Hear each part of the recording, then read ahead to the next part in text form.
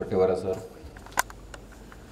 कामगारांचे नेते आणि कम्युनिस्ट पार्टीचे कार्यकर्ते नेते DL कराड सर, डॉक्टर कसबे सर, माझा मित्र डॉक्टर विश्वंभर चौधरी आणि इथे उपस्थित सर्व बंधू भगिनी,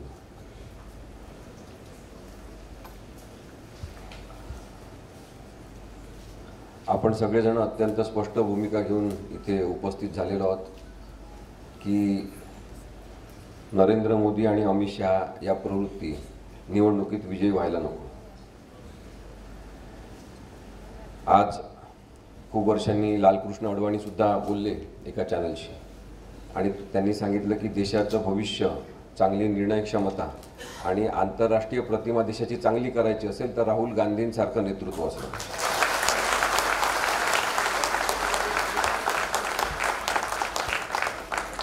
छळवणूक झालेला माणूस कधी खोटं बोलत नाही असं म्हणतात। आता मी असं म्हटलं म्हणजे एखाद्या पक्षाचा मी प्रचार करत नाही। मी आता भट्टेवारा सरांशी तेच बोलत होतो की का आपण नाही सांगायचं की कोणाला निवडून द्या म्हणून। उमेदवाराच्या खर्चात ते धरतील अशी भीती आपल्याला असते, पण नागरिक म्हणून ही नागरी सभा का ठरवू शकत नाही की कोणाला मत द्यायचं म्हणून? आपण नक्की ठरवू शकतो कोणाला मत द्यायचं। मी वकील म्हणून सांगतो, कोणत्याही खर्चात ते येत नाही। कशासाठी? केवळ पाडायचं कोणाला ते सांगायचं, ज्यांना निवडून द्यायचं ते सुद्धा सांगायचं निवडून द्या।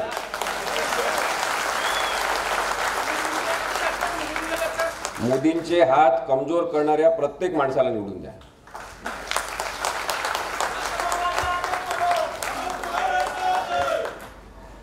निर्भय मनोच्या सभेच्या निमित्ताने हे अगदी सुरुवातीला मी स्पष्ट करतो की आम्ही कट्टरवादाच्या विरुद्ध आहोत। ते कट्टरवादी राजकारण असेल, कट्टरवादी धर्मांधता असेल, धर्मांधता कट्टरवादीच असते। आम्ही कट्टरवादाच्या विरुद्ध आहोत आणि हिंदू कट्टरवादाच्या स्पष्टपणे विरोध करताना आम्ही मुस्लिम कट्टरवादाच्या सुद्धा विरुद्ध आहोत हे आपण समजून घ्या। त्यामुळे हिरव्या रंगाचा भगवा दहशतवाद नको, हिरव्या रंगाचा नको, पांढऱ्या रंगाचा नको, निळ्या रंगाचा नको, आम्हाला अशा कोणत्याच रंगाचा दहशतवाद नको। भारताच्या भल्यासाठी विचार करणाऱ्या नागरिकांची संख्या वाढली पाहिजे, याची आवश्यकता 2014 नंतर जास्त जाणवायला लागली। कारण की 2014च्या पूर्वी भाजपने जे मोहीम सुरू केली की मिस कॉल द्या आणि पक्षाचं सदस्यत्व व्हा, याच्यामध्ये जो सुमारपणा आलेला आहे की मिस कॉल दिल्यावर सदस्य कसं काय राजकीय पक्षाचं होता येते की राजकीय विचारधारा समजून न घेता मिस कॉल द्यायचा। नरेंद्र मोदी आणि अमित शहा हे भारताला लागलेले मिस कॉल आहेत।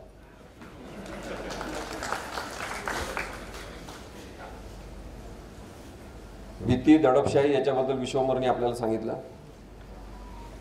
ED, CBI याची अनेक उदाहरणं आपल्याला देता येतील, मी काही त्याच्याबद्दल पुन्हा बोलत नाही। पोलिसांचा सातत्याने गैरवापर झालेला आहे, तंत्रज्ञानाचा गैरवापर झालेला आहे, न्यायव्यवस्थेचा गैरवापर झालेला आहे। एवढंच नाही तर इथल्या नाशिकमधल्या इंडिया सिक्युरिटी प्रेसचा सुद्धा गैरवापर झालेला आहे। नरेंद्र मोदींना बोलायला काही राहिलं नाही आणि त्यामुळे ते बेताल वक्तव्य करायला लागलेले ते आपल्याला दिसते। ज्या माणसाला खूप जास्त ओव्हर कॉन्फिडन्स आहे की आपण जिंकणारच, त्याने आपली घोषणा बदलली आणि त्याला आता दिसायला लागलं की आपला पराजय नक्की आहे, तेव्हा त्या माणसाची जी भाषा बदलली ती त्याची ओरिजिनल भाषा आहे। जेव्हा माणूस हवालदिल होतो, जेव्हा माणूस पायाखालची जमीन सरकते असं दिसते, त्यावेळेस तो किती संतुलितपणे बोलू शकतो तो माणूस असतो, तो शिकलेला नसला तरी चालेल। नरेंद्र मोदी हे पराजय सहन करू शकत नाही। मी ते आता पुन्हा सांगणार नाही। मी अनेक ठिकाणी या सदुसष्ट सभांमध्ये सांगितलं की हिटलरशी त्यांचं साधर्म्य अनेक बाबतीत प्रवृत्ती म्हणून आपल्याला दिसते आणि म्हणून आता भट्टेवारा सरांनी जो उल्लेख केला तो सुद्धा महत्त्वाचा आहे। पण नरेंद्र मोदी राहिले पाहिजे सगळं बघायला की भारतामध्ये जे परिवर्तन होणार आहे,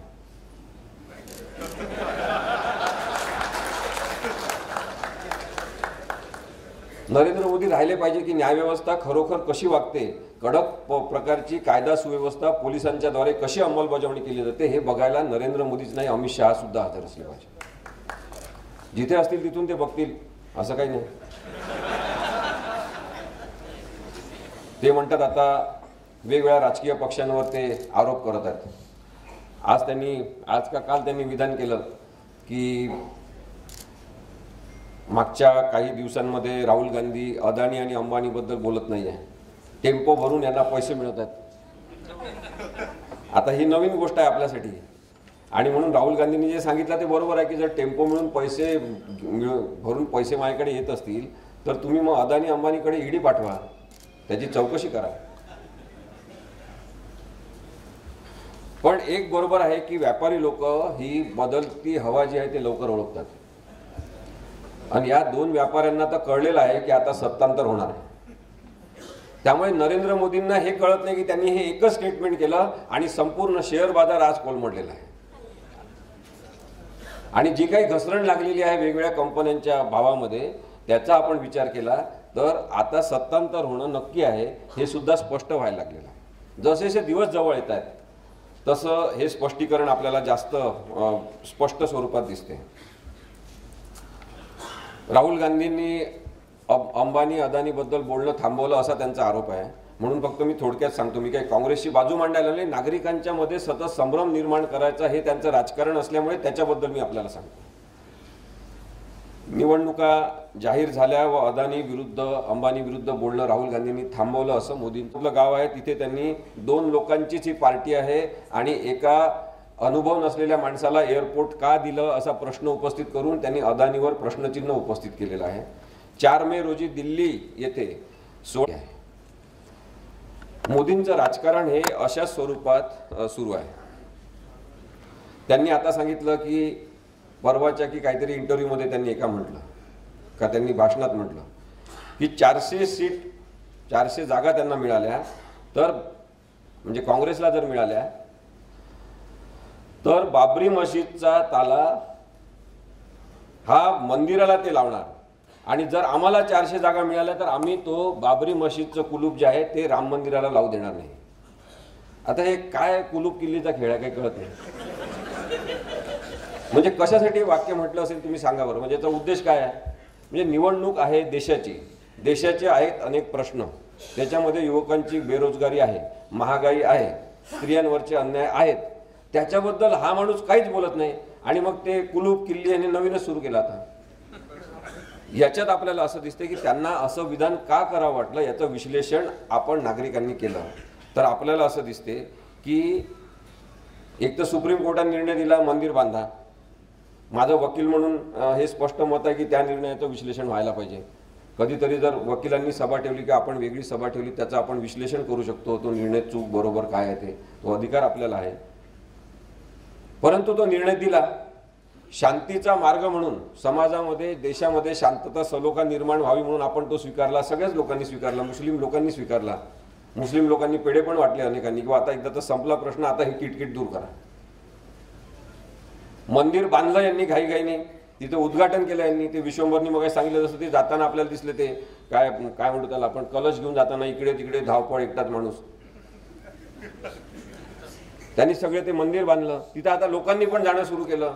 मग अमित शहानी सांगितलं की आम्ही तुम्हाला तिथे फ्री ऑफ कॉस्ट पाठवतो यात्रेसाठी, सगळ्यांना अनेक राजकीय ज्या भाजपच्या राजकीय पक्षांनी अनेकांना पाठवणं सुरू केलं बसेस भरून, लोक जात आहेत, मंदिर सगळं सुरू झालेलं आहे, व्यवसाय सुरू झालेला तिथला, म्हणजे मंदिराच्या आजूबाजूचा व्यवसाय।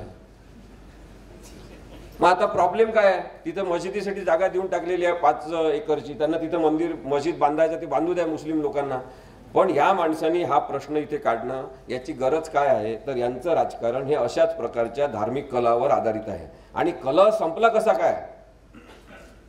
कला संपवणं आणि काय 56 इंची छाती वगैरे सांगणं हे आवश्यक होतं, ते केलं आणि आता परत त्याच्यावर मतभेद निर्माण करण्याचं जे राजकारण आहे त्याच्यामध्ये नरेंद्र मोदींचा जो आपल्याला हारणारा चेहरा दिसतो आहे तो आपण नक्की लक्षात घेतला पाहिजे। आणि हे मी तुम्हाला नक्की सांगतो की नरेंद्र मोदी यांची एक्सपायरी डेट आलेली आहे, ती आहे 4 जून।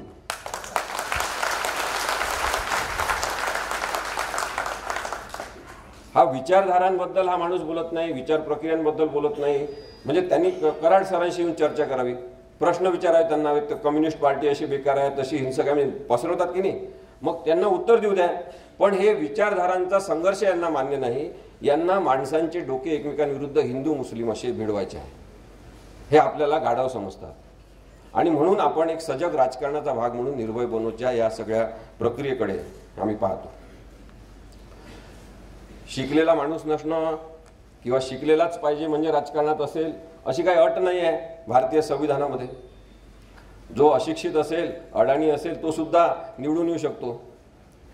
पण या महाराष्ट्राने तर पाहिलेलं आहे, महाराष्ट्रानेच नाही भारताने अनेक लोक पाहिलेले आहे जे शिकलेले नाही पण कधीही आपला एक विजडम त्यांनी सोडला नाही. उलट समाजामध्ये ते शहाणपण, जीवन अनुभवाच्या आधारेचं शहाणपण त्यांनी रुजवण्याचा प्रयत्न केला. आपण संत गाडगे महाराज पाहिले, कधी एका शाळेच्या वर्गात गेले नाही पण कधी बेताल बोलताना त्यांना पाहिलं का? कधी अंधश्रद्धा पसरवताना त्यांना पाहिलं का? कधी अवैज्ञानिक बोलताना त्यांना पाहिलं का? आणि काही अवैज्ञानिक बोलायचं, मी शाळेत गेलो नाही म्हणून असा बोलतो असं त्यांना सांगताना आपण पाहिलं का?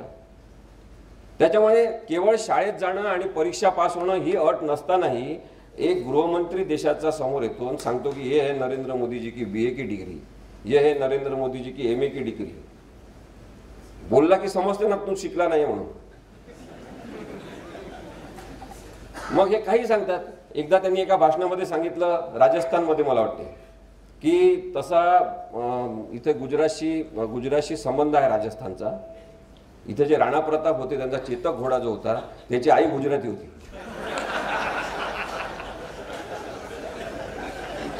आता कोणीतरी सांगायला पाहिजे आम्हाला माहिती आहे की का गाढवाची मावशी सुद्धा गुजराती होती. आपण जर गाढव ओळखला असेल तर परत गाढवाला उरावर घेऊन फिरणं हे काय आपलं काम नाही.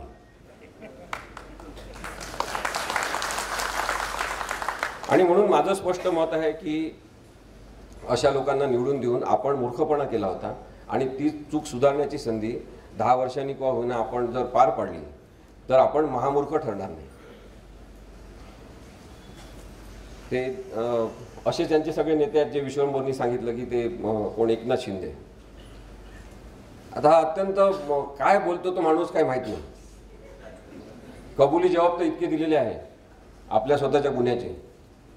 एकदा ते विधानसभेत बोलले की मी रात्री उठून देवेंद्र फडणवीसकडे जात होतो, सूर्य उगवायच्या आत परत येत होतो आणि असं आम्ही बरेच दिवस करत होतो, मग आम्ही सत्ता ही आणली.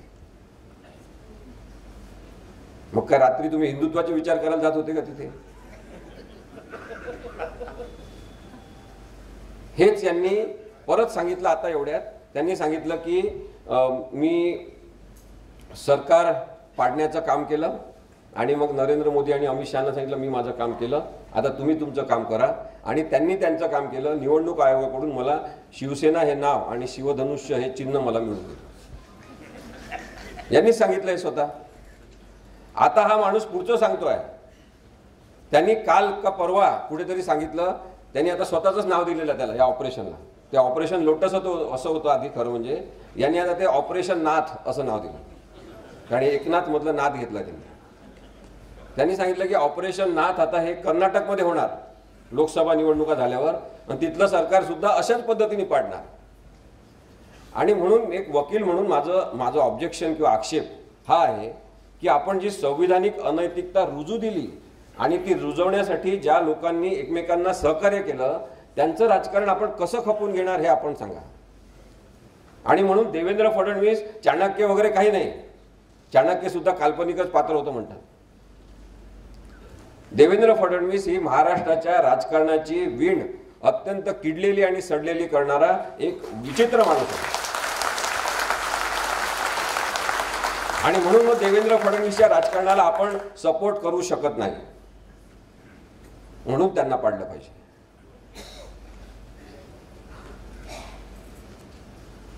सातत्याने आम्ही हे पाहतो की भीती व दडपण आमच्यावर खूप लादलं जाते आणि खरोखर जे भीती आणि दडपणाखाली वावरत असतील त्यांना किती त्रास होत असेल याचा अनुभव आम्ही घेऊ शकतो.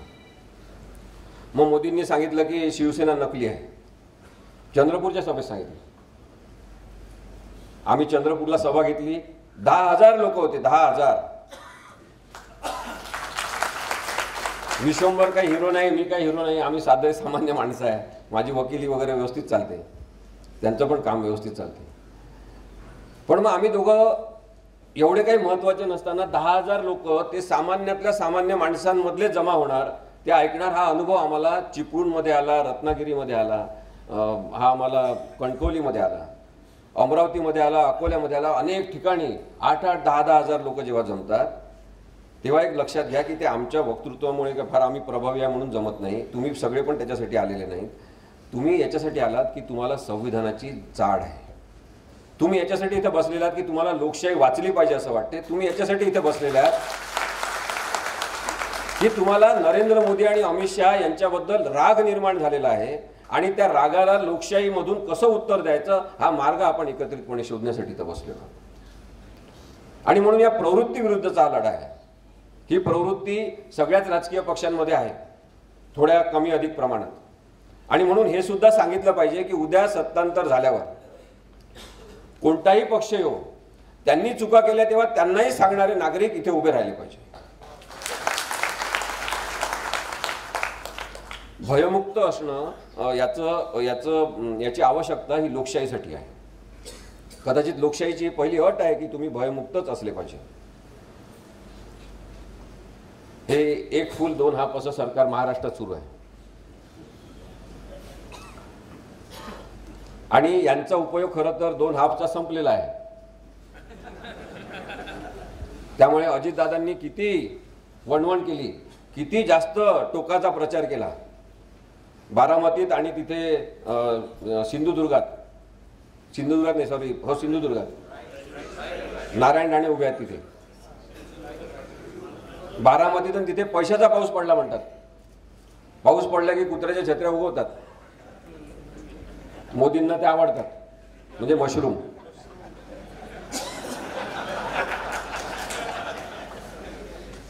आता आपण अशा भ्रष्टाचारी पैशातून उगवलेल्या कुत्र्याच्या छत्र्यांना राजकारणात स्थिरावू द्यायचं नाही हे ठरवायला पाहिजे.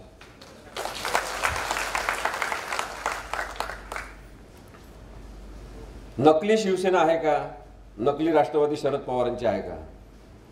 कायदेशीर उत्तर याचं असं आहे की सुप्रीम कोर्टाने सांगितलं अजितदादांना, जेव्हा त्यांच्यावर आक्षेप घेण्यात आले घड्याळ चिन्ह वापरत असताना किंवा प्रकरण न्यायालयात हे घड्याळ चिन्ह वापरतात, तेव्हा कोर्टाने सांगितलं की घड्याळ चिन्हाच्या खाली आणि त्या राष्ट्रवादी नावाच्या खाली प्रकरण न्यायप्रविष्ट आहे असं कंसात लिहायचं.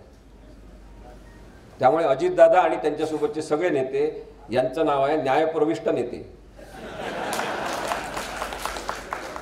सबज्युडाइज मॅटर आहेत ते स्वतः. हे जे एकनाथ शिंदे आहेत, जे विश्वंभरनी सांगितलं की अमित शहाला घाबरून सुरत मार्गे वेगवेगळ्या गावांमधून परत मुंबईत आलेले 40 जण जमवले अनायसे त्यांनी. आता सगळे आपल्यासारखे अलिबाबा सज्ज झालेले आहेत 40 जणांविरुद्ध. तर त्यांनी ज्या पद्धतीने हे सरकार पाडलं त्याच्याबद्दलचा आक्षेप आपला आहे. कोणाचं सरकार पाडलं, कोणाला त्रास दिला, उद्धव साहेब चांगले आहेत का, शिवसेना उद्धव साहेबांची चांगली आहे का, हा प्रश्न नसला पाहिजे आपल्यासमोर. आपल्यासमोर प्रश्न एवढाच आहे की हे घटनात्मक झालं आहे का, हे संविधानिक झालेलं आहे का, ही प्रक्रिया सांगितलेली आहे का संविधानामध्ये. पक्षांतर करताच येत नाही का? पक्षांतर करता येऊ शकते. तुम्ही राजीनामा द्या, दुसऱ्या पक्षात जा किंवा तुम्ही पुन्हा निवडणूक लढवा. पक्षविरोधी कारवाया जो करत असेल तो अपात्र आहे, एवढा स्पष्ट कायदा आहे.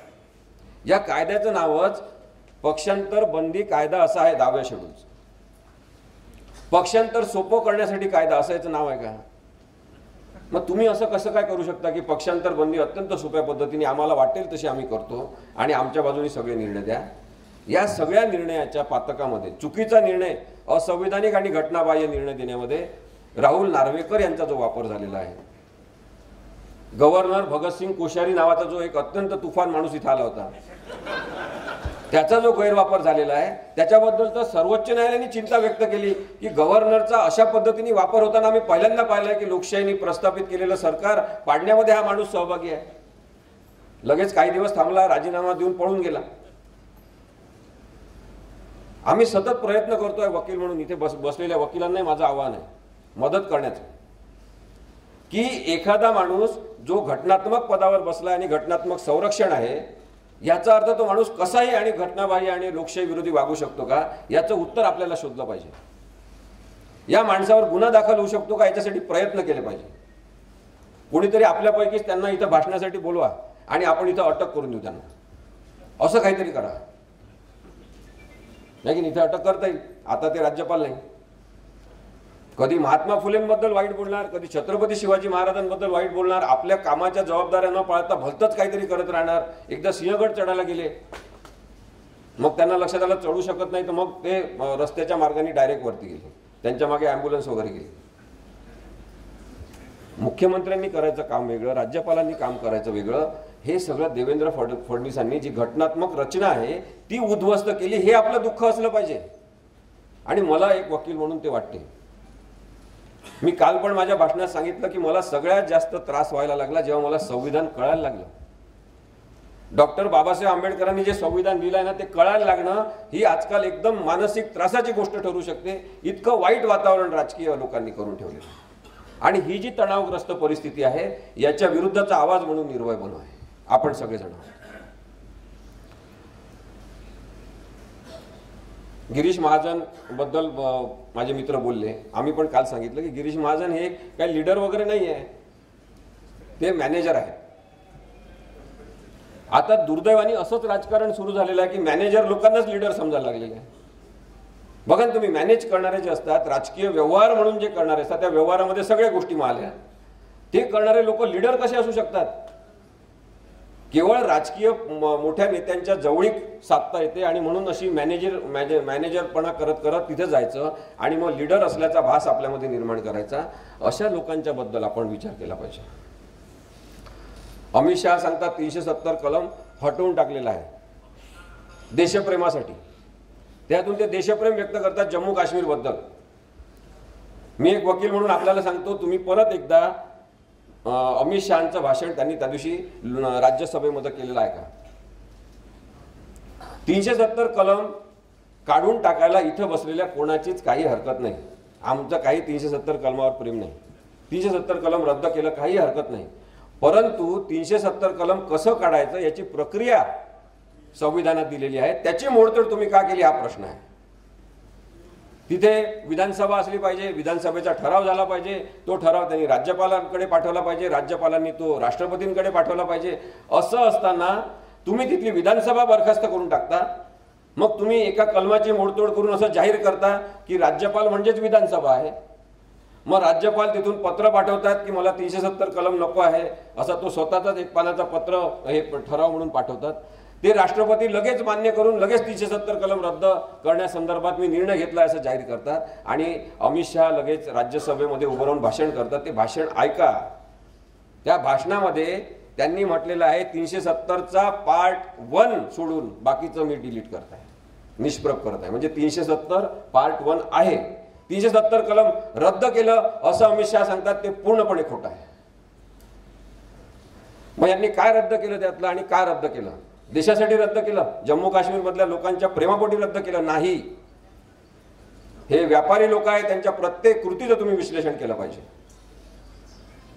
जगातला 7वा सगळ्यात मोठा लिथियमचा साठा जम्मू काश्मीरमध्ये सापडलेला आहे. आणि यांनी सांगितलं की जमीन भारतातला प्रत्येक माणूस खरेदी करू शकेल. किती जणांनी जमीन खरेदी केली 370 कलमातला भाग 2 काढल्यानंतर? माझ्या माहितीप्रमाणे 2 ते 3 लोकांनी खरेदी केली. त्यातली सगळ्यात जास्त जमीन गौतम अदानींनी खरेदी केलेली आहे. त्या जमिनीच्या खाली लिथियमचा साठा आहे. काय सांगता आम्हाला तुम्ही देशप्रेमासाठी केलं म्हणून? तुमच्या प्रत्येक कृतीमध्ये धंदा आहे. कुठे काय विकता येईल याची माहिती घेऊन तसं करायचं आणि मग त्याला देशप्रेमाचं आवरण द्यायचं आणि मग मूर्ख लोकांची फौज तयार करायची की आता जम्मू काश्मीर जणू काही स्वतंत्र झालं. हे पूर्णपणे चुकीचं आहे. हे वास्तव सांगण्यासाठी सुद्धा आपण सगळ्यांनी एकत्रित विचार करणं महत्त्वाचं आहे.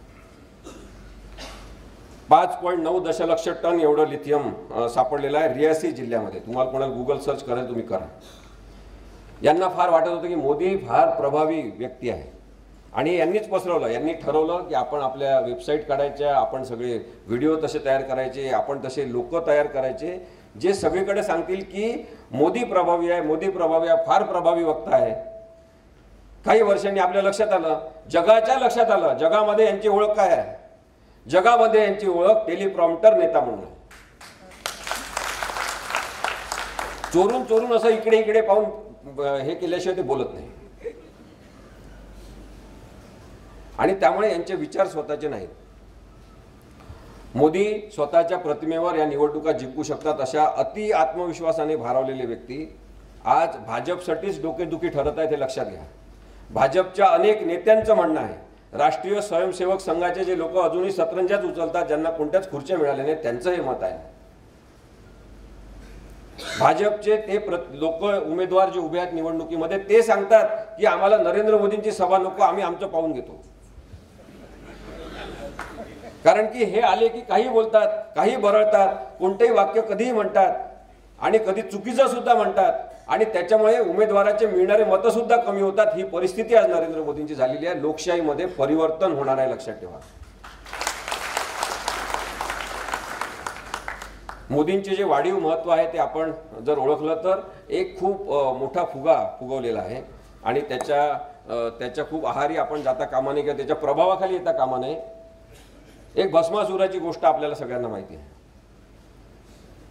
की त्याला वरदान होतं की त्याला कोणी मारू शकणार नाही आणि जेव्हा तो खूप थैथयाट करायला लागतो, हाकार करायला लागतो, सगळीकडे हिंसा पसरवतो, तेव्हा देवांची मीटिंग होते. देव सांगतात का काय करायचं.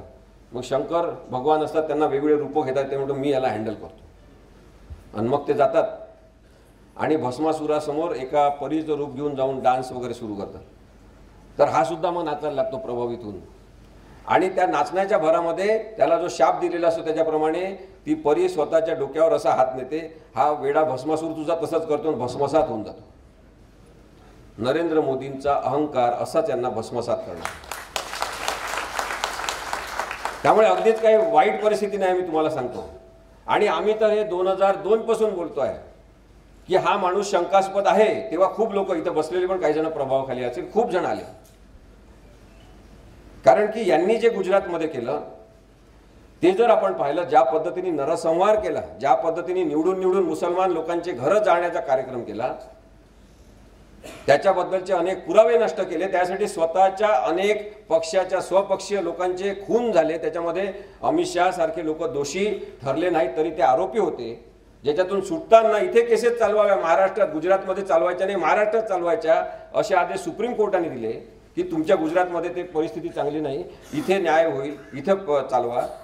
आणि मग एक षडयंत्राच्या द्वारे त्या न्यायाधीशाचाच खून होऊन जाणे किंवा त्याचा काय मृत्यू होणे, या सगळ्या गोष्टींचा क्रम लावून बघा.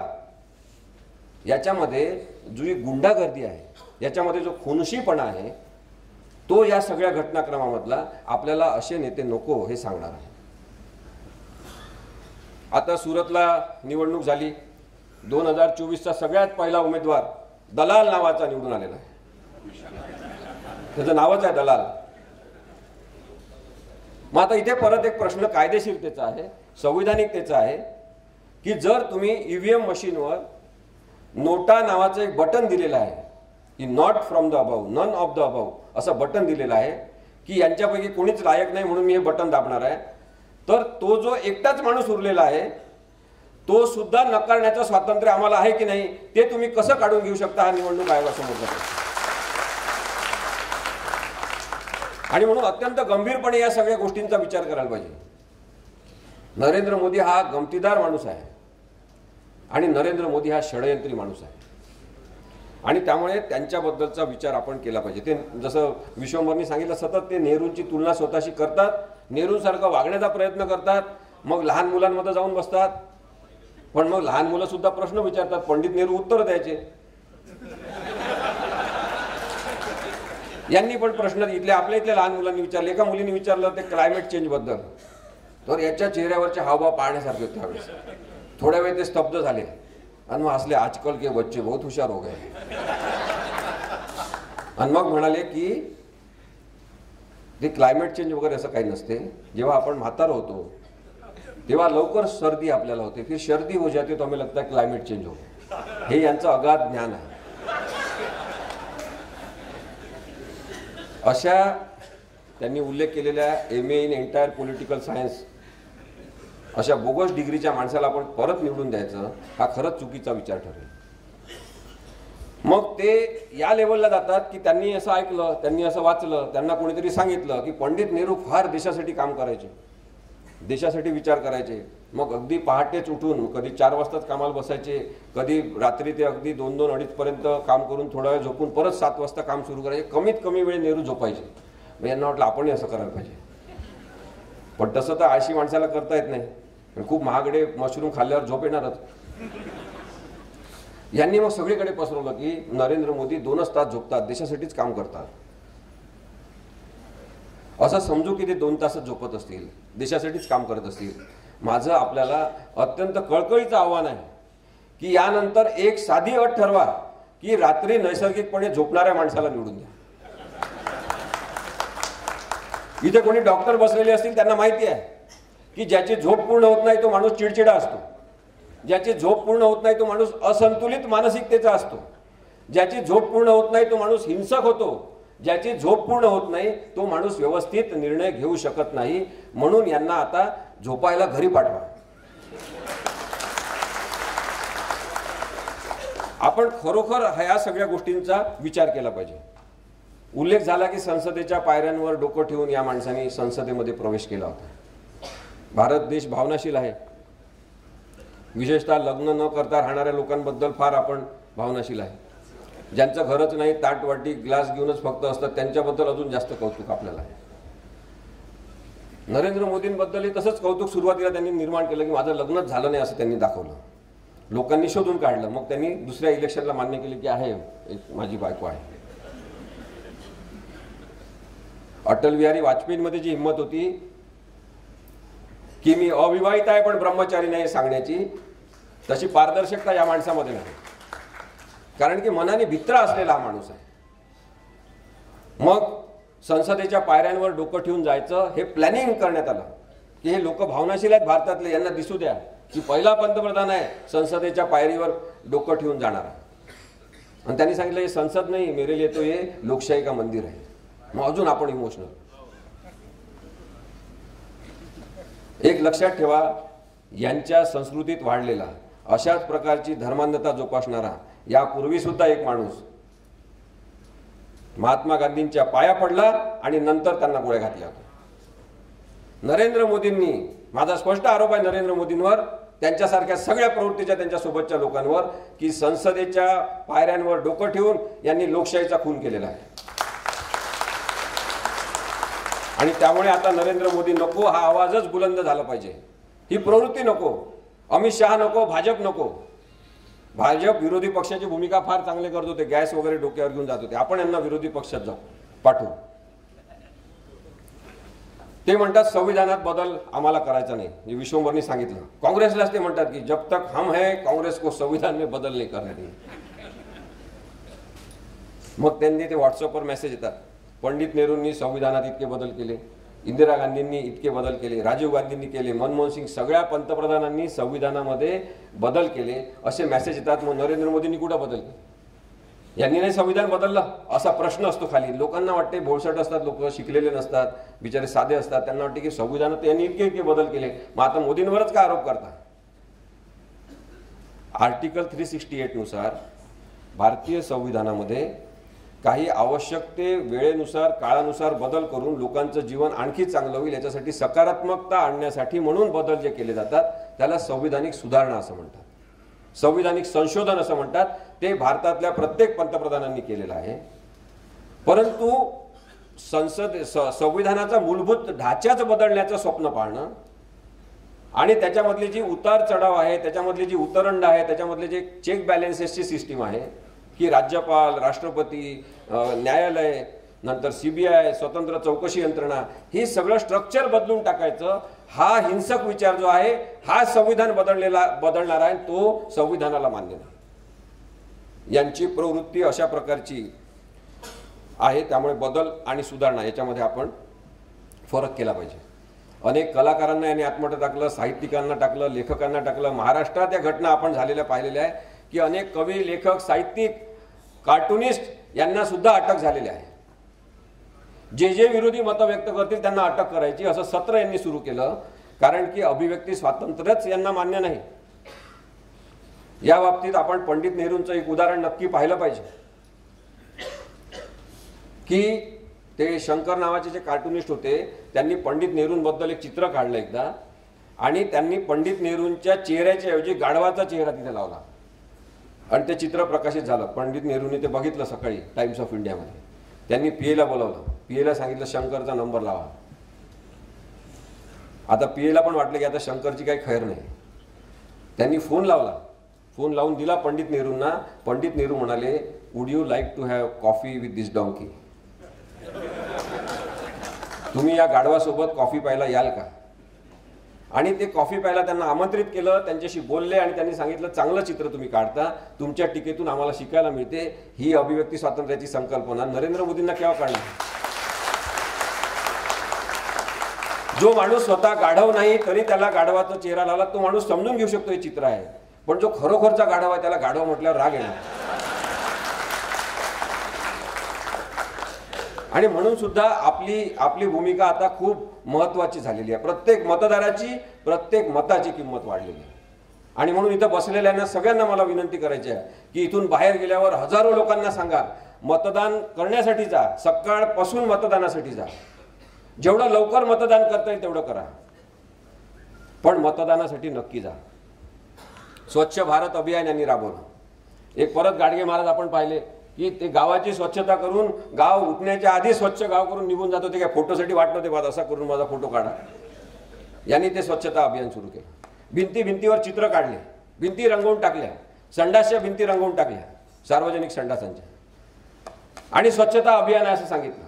आणि जेव्हा G20 परिषद भरली तेव्हा याच माणसांनी गरिबांना झाकून टाकलं. तिथे सगळे बॅनर लावले, पोस्टर लावले, मोठ्या मोठ्या कापडांच्या भिंती उभारून टाकल्या की गरीब माणूस दिसायला नको, गरिबी दिसायला नको, कारण हे अस्वच्छ आहे. नरेंद्र मोदी गरिबांची घृणा करतात, गरिबांचा राग करतात, हे लक्षात घ्या. आणि तो राहुल गांधी एक माणूस आपल्याला दिसतो, गाडीवर जाताना कुणालाही बोलवतो, गरीब माणसाला भेटतो, हात भरलेले आहे का, वंगणाने भरले आहे का, काळे झालेले आहे का, तू आंघोळ केली का, काही विचारत नाही, त्याचं मिठी मारतो. तो राहुल गांधी नेता.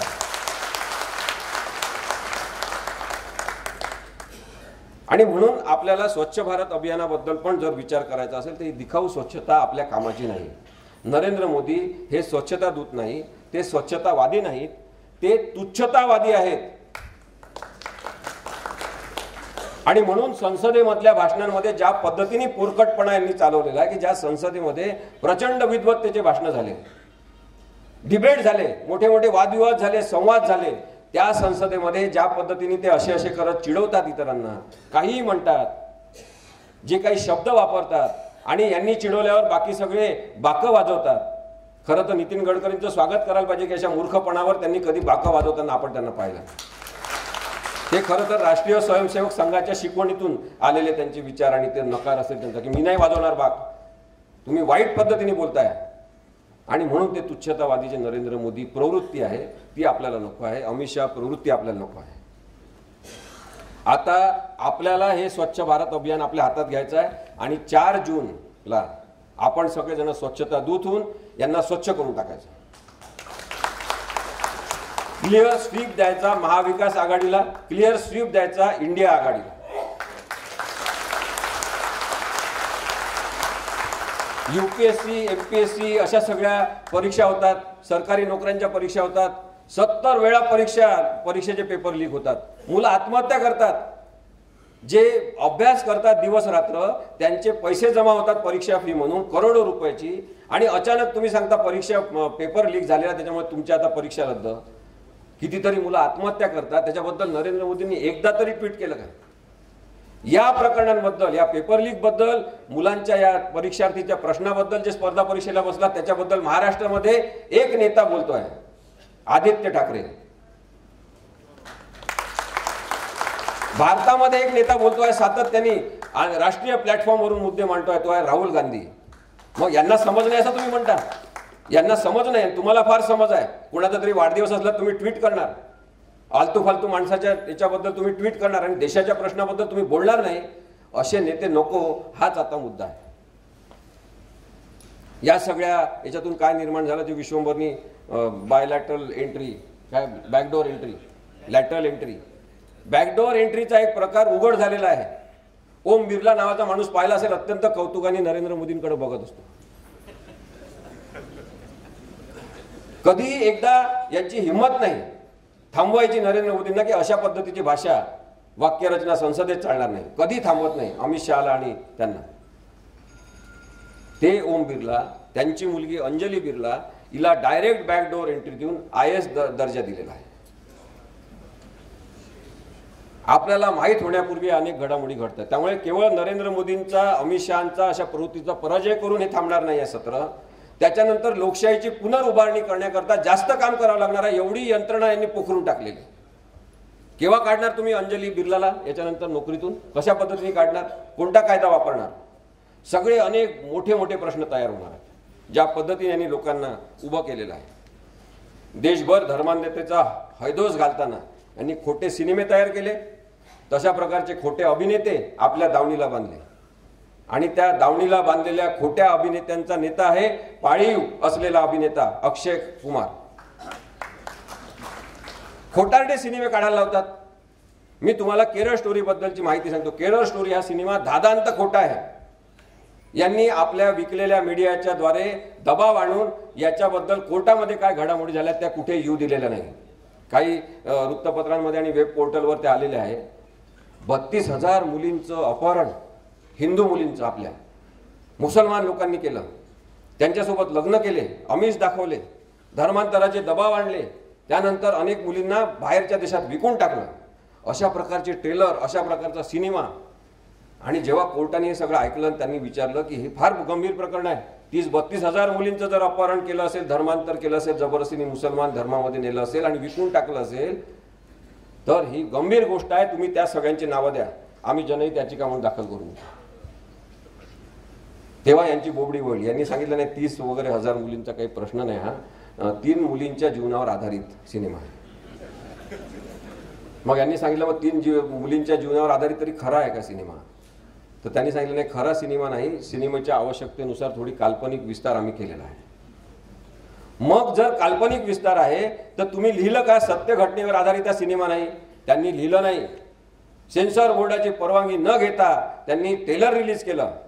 भारतीयांच्या डोक्यामध्ये धर्मांधतेचं विष पेरण्यासाठी असे सिनेमे काढले जात असतील तर याच्याबद्दल आपण बोलायचं नाही. अशा लोकांना पुन्हा निवडून द्यायचं, अशा प्रवृत्तींना पुन्हा सत्ता द्यायची, हे अत्यंत चुकीचं ठरेल. आणि म्हणून सुद्धा यांना पाडलं पाहिजे, यांचा अंत झाला पाहिजे असं माझं स्पष्ट मत आहे. आणखी 1-2 मुद्दे मी मांडतो आणि थांबतो की शेवटचा माझा मुद्दा एवढाच आहे की शक्ती, ज्याचा सतत उल्लेख करतात नरेंद्र मोदी, शक्ती राहुल गांधींनी बरोबर उल्लेख केला होता, पण यांनी परत त्याचा अर्थ फिरवून सांगितलं की हे आमच्या देवांच्या शक्तीबद्दल बोलतात, आमच्या मातृशक्तीबद्दल. त्यांना ही शक्ती नष्ट करायची आहे. आमची महामाया दुर्गा देवीची शक्ती ती यांना नष्ट करायची नाही. राहुल गांधी बरोबर शक्तीबद्दल बोलले होते. जी अदानी देतात, जे अंबानी देतात त्या शक्तीबद्दल ते बोलले होते, भ्रष्टाचाराच्या शक्तीबद्दल ते बोलले होते. पण आपल्याला शक्तीचा अर्थ समजून घेताना हे समजून घेतलं पाहिजे की शक्ती सकारात्मक आणि नकारात्मक 2 प्रकारची असते. त्याच्यामध्ये एक शक्ती प्रेमातून निर्माण होते आणि दुसरी शक्ती द्वेषातून निर्माण होते. आता जे पंतप्रधान आणि गृहमंत्री आहेत त्यांच्याजवळ द्वेषातून निर्माण झालेली शक्ती आहे आणि त्याला प्रेमातून निर्माण झालेल्या शक्तीने आपल्याला उत्तर देता आलं पाहिजे. सत्य आणि सत्याग्रह चालू राहायला पाहिजे. हा जो सार्वत्रिक समज आहे की सत्य टिकणार नाही, सत्यच टिकणार. कारण की असत्याचा जो बोलबाला झालेला आहे त्यातून हे स्पष्ट झालेलं आहे की आता सत्य पुन्हा एकदा निर्भयपणे समोर येणार आहे. 10 वर्ष जे चाललं ते आपल्याला आता चालू द्यायचं नाही. समानता म्हणजे काय याचा प्रश्न सातत्याने या प्रवृत्तीने तयार केलेला आहे. विषमता समजूच द्यायची नाही आणि समानता म्हणजे काय असा प्रश्न मात्र सतत आपल्यासमोर उपस्थित राहतो आणि तरी त्याचं उत्तर आपण शोधू शकणार नाही. अशा प्रकारे लोकांचे डोके बिघडून टाकायचे ही जी लढाई यांनी सुरू केलेली आहे ती प्रत्येकाच्या डोक्यात आहे, आपल्या प्रत्येकाच्या मनात आहे. आणि म्हणून मला असं वाटतं की स्वातंत्र्य आणि क्षमता यांच्याशी संबंधित असलेला विचार आपल्याला आता करावा लागेल. आणि म्हणून राहुल गांधी म्हणतात तसं कास्ट बेस्ड सेन्सस तर झालाच पाहिजे, परंतु त्याचबरोबर स्किल बेस्ड सेन्सस भारतात झाला पाहिजे. आणि ज्यांना ज्यांना क्षमता आहे काम करण्याची त्या सगळ्यांना काम मिळालं पाहिजे. हे कामगारांच्या प्रश्नावर काम करतात. कामगार कायदे त्यांनी बदलून टाकले. अनेक वर्ष जे कामगार आपलं कौशल्य निर्माण करून एका विशिष्ट ठिकाणी काम करतात त्यांना हे सांगतात नाही तुम्ही टेम्पररी आहे. माणसांना कचरा करून टाकायची जी प्रवृत्ती आहे त्याच्या विरुद्ध आपण उभं राहायला पाहिजे. आणि म्हणून मला असं वाटते की नैतिकतेच्या आधारावर विकासाची सगळी प्रक्रिया असली पाहिजे आणि ती माणुसकी प्रधान असली पाहिजे. तर तिथे नरेंद्र मोदी, अमित शहा यांचा कोणताच वावर आपल्याला चालणार नाही असं आपण स्पष्टपणे सांगायला पाहिजे। माझं हे स्पष्ट मत आहे की नरेंद्र मोदी यांचा कार्यकाळ आता 4 जूनला संपणार आहे। आपण सगळ्यांनी तसं ठरवलेलं आहे। त्याचा विचार सगळीकडे वाढवा आणि यांना नक्की पाडा। यांना आरामाची गरज आहे, त्यांना आराम करू द्या। धन्यवाद।